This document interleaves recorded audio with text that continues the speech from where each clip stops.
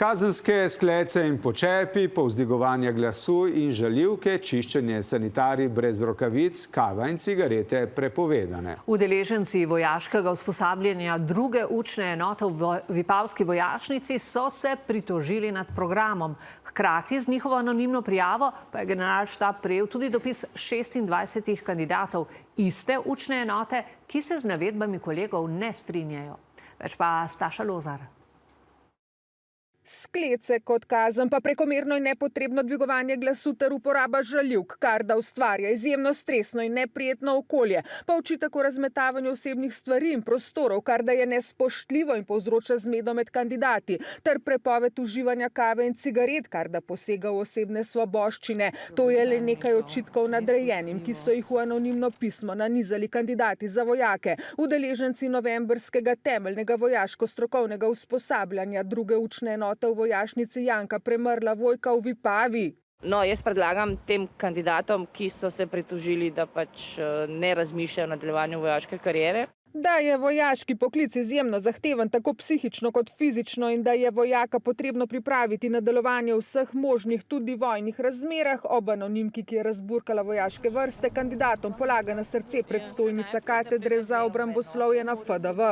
Če bi pogledali usposabljanje najboljših vojaških enot na svetu, naprimer ameriških Navy Seals ali pa marincev, je tam zelo veliko, če lahko rečem, dretja.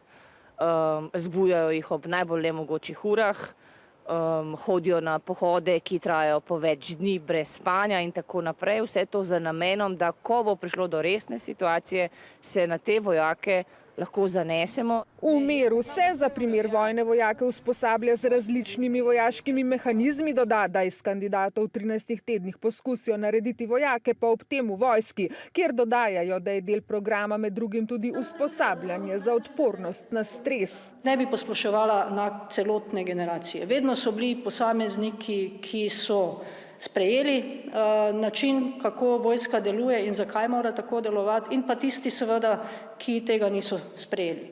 In popoldne so iz vojske sporočili, da je sočasno z anonimno prijavo generalštab prejel tudi dopis 26 kandidatov iz iste učne enote, ki pa so nedvoumno izrazili svoje nestrinjanje z navedbami iz anonimke, pri čemer niso potrdili, da naj bi zaradi dogajanja zamenjali poveljnika voda. Sporočili so le, da je poveljnik poveljstva imenoval 4-člansko komisijo za razjasnitev navedb iz anonimne prijave in ta naj bi na podlagi izvedenih razgovorov in pregleda dokumentacije ugotovila določene pomanjkljivosti pri izvedbi usposabljanja in tudi predlagala različne ukrepe za izboljšanje.